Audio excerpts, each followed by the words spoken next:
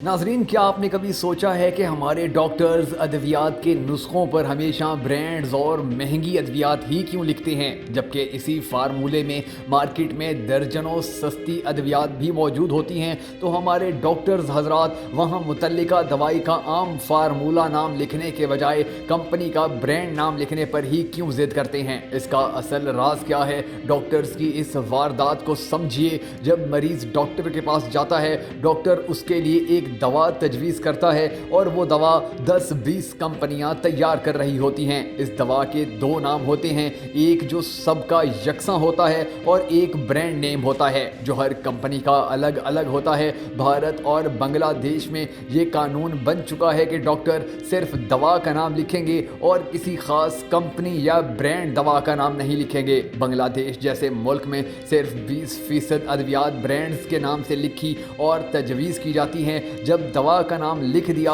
यानी इसका फार्मूला नाम लिख दिया, तो अब मरीज आज़ाद है, वो मार्केट में जाए और उस फार्मूले पर तैयार करदा किसी भी कंपनी की दवा खरीद ले। यानी वहाँ का डॉक्टर सिर्फ एक डॉक्टर है, वो किसी ब्रांड या किसी खास कंपनी का कारिंदा और सेल्स एजेंट नहीं है। हार्वर्ड हेल्थ स्कूल की एक तहकीक के मुताबिक अमेरिका में डॉक्टर्स के 85% नुस्खों पर ब्रांड्स नाम के बजाय फार्मूला नाम दर्ज होता है, जबकि पाकिस्तान में मामला इसके बिल्कुल बरअक्स है। पूरे जनूबी एशिया में नेपाल और पाकिस्तान ही ऐसे मुल्क रह गए हैं जहां किसी दवा का फार्मूला नाम नहीं लिखा जाता। पाकिस्तान में डॉक्टर कंपनी ब्रांड का नाम लिखते हैं और मरीज उसकी महंगी दवा खरीदने जब मार्केट जाता है तो मेडिकल स्टोर वाला इसको बताता भी रहे कि इसी फार्मूले में ये दूसरी दवा दस्तयाब है जो सस्ती भी है, तो भी मरीज कहता है कि नहीं, मुझे वही दवा चाहिए जो डॉक्टर साहब ने लिखी है। मरीज को शायद ये इल्म ही नहीं होता कि डॉक्टर साहब ने महंगी कंपनी की दवा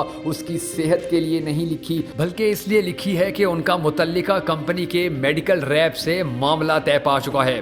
वो कंपनी से गाड़ी ले चुके हैं, उम्रें भी अदा फरमा चुके हैं और मुआहदे के तहत उन्होंने 1 या 2 साल सिर्फ यही दवा लिखनी है और इसकी एक ख़ास मकदार में फ़रोख्त को यकीनी बनाना है। ज़रा इन बकलम खुद मसीहाओं के गैर मुल्की दौरों पर मुकम्मल पाबंदी तो लगा कर देखिए और फार्मास्यूटिकल कंपनियों से उनके मामलात की तहकीक कीजिए, तो आपके होश ठिकाने आ जाएंगे। लेकिन मसला ये है कि तहकीक कौन करे? मामलात डॉक्टर्स तक थोड़े ही महदूद हैं। अगर कानून साजी नहीं हो पा रही तो क्या अजब कि खुराब पार्लियामेंट और काबीना तक चला जाए। भुट्टो साहब के दौर में ये कानून बनाया गया था कि डॉक्टर किसी खास कंपनी का नाम नहीं लिखेंगे, वो सिर्फ दवा का फार्मूला नाम लिखेंगे। कुछ दिन ये कानून नाफिज रहा, फिर ज़ियाउल हक साहब के दौर में ये कानून बदल दिया गया। तब से अब तक डॉक्टर्स ब्रांड अद्वियात ही लिख रहे हैं और अब तो ये आलम है कि अवामुन्नास को अद्वियात के असल नाम तक ही मालूम नहीं, बस चंद कंपनियों के ब्रांड नाम ही इन्हें याद हैं और वही अद्वियात महंगे दामों खरीदी